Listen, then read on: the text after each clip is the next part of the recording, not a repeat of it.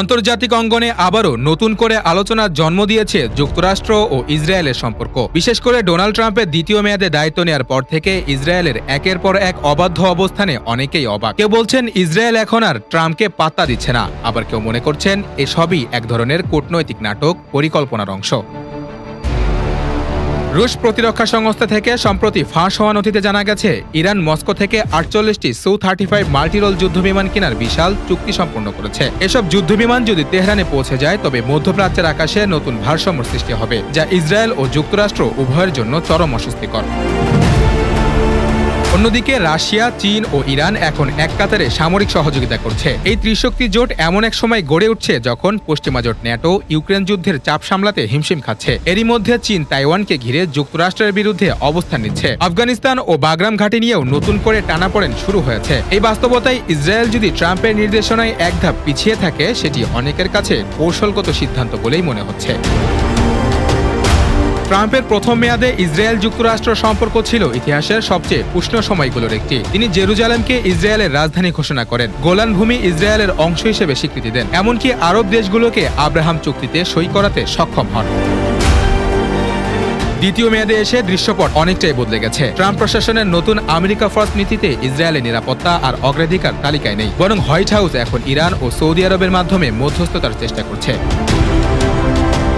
এই অবস্থায় ইসরায়েলের প্রধানমন্ত্রী বেনিয়ামিন নেতানিয়াহু যেন ইচ্ছাকৃতভাবেই ট্রাম্পকে উপেক্ষা করছেন। তিনি নিজ থেকেই মার্কিন নীতির সমালোচনা করছেন, এমনকি সাম্প্রতিক গাজা ইস্যুতে ট্রাম্পের দ্বিমুখী ভূমিকা নিয়ে তীব্র ক্ষোভ প্রকাশ করেছেন। তেহরান এখন সর্বোচ্চ প্রস্তুতিতে। রুশ তৈরি মিগ-29 ও সুখোই যুদ্ধবিমান আসছে একের পর এক। সঙ্গে যুক্ত হয়েছে S-400 ও HQ-9 প্রতিরক্ষা ব্যবস্থা। এতে ইরানের আকাশ প্রায় দুর্ভেদ্য হয়ে উঠেছে। পশ্চিমা বিশ্লেষকরা বলছেন এটি ইসরায়েলের আধিপত্য ভাঙার শুরু মাত্র। অন্যদিকে ট্রাম্প প্রশাসন এখনও কোনো দৃঢ় অবস্থান নিতে পারেনি। কংগ্রেসের বিভক্তি, অর্থনৈতিক চাপ ও ইউক্রেন যুদ্ধের ভারে ক্লান্ত যুক্তরাষ্ট্র আর আগের মতো মধ্যপ্রাচ্যে আগ্রাসী ভূমিকায় নেই। এই সুযোগে ইরান, রাশিয়া ও চীন একে অপরের পাশে দাঁড়াচ্ছে, যা ভবিষ্যতের যুদ্ধের ইঙ্গিত বহন করছে। তবে অনেক বিশ্লেষকের মতে ট্রাম্প ও নেতানিয়াহু দুইজনই রাজনৈতিক নাটকের ওস্তাদ। ইসরায়েলের এই নীরবতা হয়তো যুক্তরাষ্ট্রকে নতুন করে সামরিক জোটে টানার কৌশল হতে পারে। যুক্তরাষ্ট্রের নির্বাচনী রাজনীতিতে ইসরায়েল কার্ড সবসময় বড় ভূমিকা রেখেছে, আর ট্রাম্প সেটা ভালো করে জানেন। তাই ইসরায়েলের ট্রাম্প বিমুখতা হয়তো এক ধরনের অভিনয়, যাতে আমেরিকান জনমনে সহানুভূতি জাগানো যায় এবং ভবিষ্যৎ যুদ্ধের জন্য রাজনৈতিক ভূমি প্রস্তুত করা যায়। আজকের বাস্তবতা স্পষ্ট, ট্রাম্প ও ইসরায়েলের মধ্যকার সম্পর্কে ঠান্ডা স্রোত শুধু ব্যক্তিগত নয়, বরং বৈশ্বিক রাজনীতির বড় একটি অংশ। মধ্যপ্রাচ্যে ইরানের উত্থান, রাশিয়া চীন জোটের আগমন এবং যুক্তরাষ্ট্রের নীতিগত দ্বিধা, সব মিলিয়ে এক নতুন শক্তির মানচিত্র তৈরি হচ্ছে।